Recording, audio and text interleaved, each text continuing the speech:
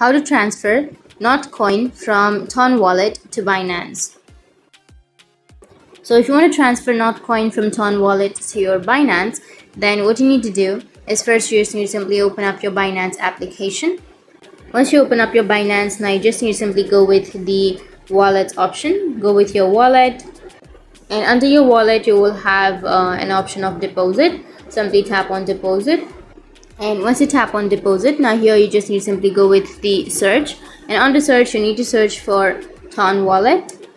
And once you tap on deposit, go with the deposit crypto option, and then go with the search, and under search here you just need to simply search for Notcoin. So simply search for Notcoin, tap on that, and then choose your network.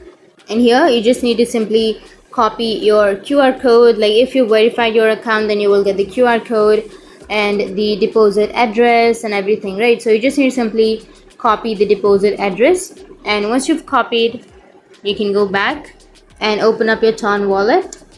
And once you open up your Ton wallet, you can simply go and search for the Notcoin, and under that you need to simply paste the address.